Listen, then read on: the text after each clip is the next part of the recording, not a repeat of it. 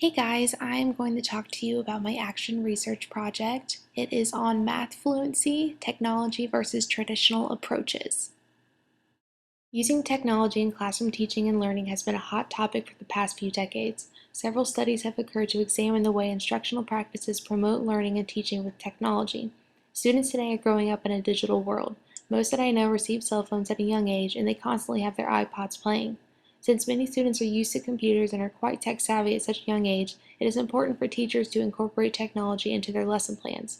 The advancements in technology will allow teachers to stay up to date with the students' interests and use that to their full advantage in the classroom. Fostering student literacy is imperative. It can make a huge difference in the employability of students when they enter the job market. Technology allows teachers to differentiate their instruction for the different leveled groups in their classroom.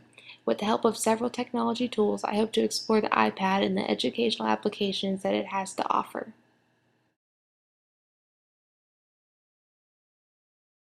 My research will allow me to see firsthand how technology potentially plays a huge part in student learning compared to traditional approaches.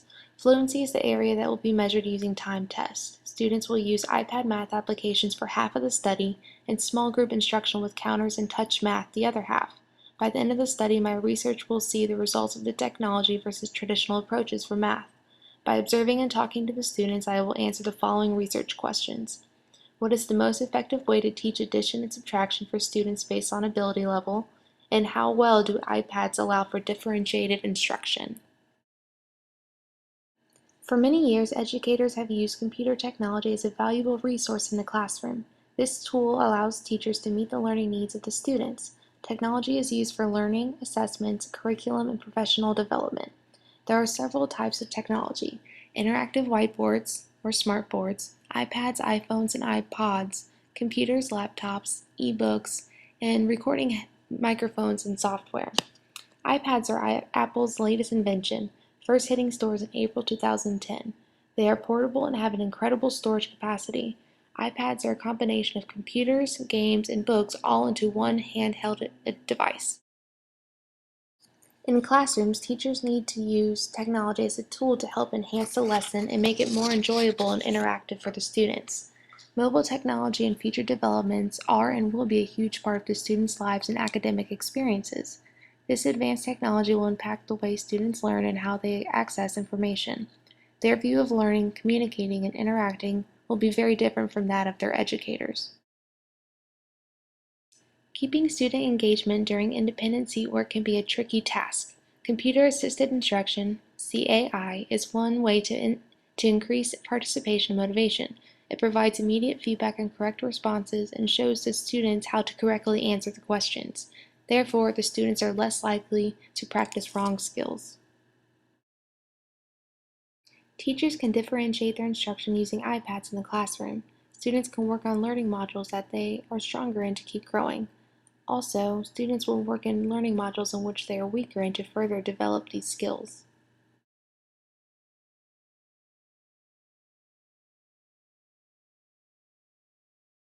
The iPad is beneficial for all grade levels.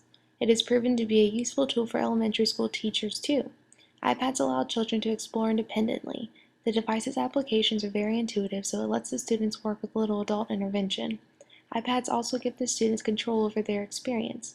This freedom gives the students motivation to continue with the activity. Since the experience is active instead of passive, the touchscreen allows for active interaction with the programs. Traditional computers and laptops do limit this level of interaction.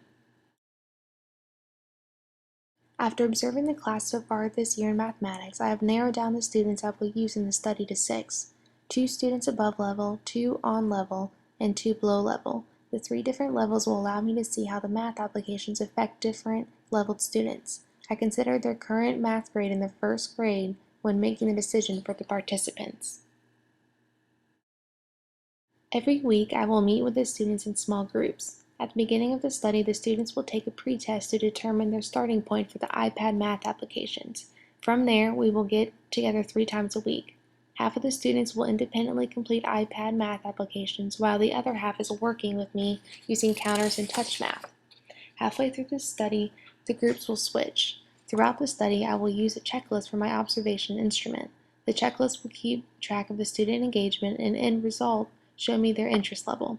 I will scan the room at predetermined time intervals to mark off who is and who is not engaged in the activity. During the 6-week period, I will also have several checkpoints to make sure the students are making progress in building their mathematical skills. At the end of the study, all students will take a post-test to see if they have improved or mastered the addition-subtraction skills.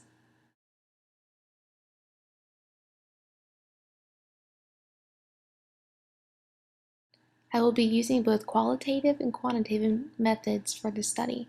By collecting data throughout the process, I can better see how these applications are affecting the students' learning and motivation. I can get a sense of what boosts their interest and motivation to learn.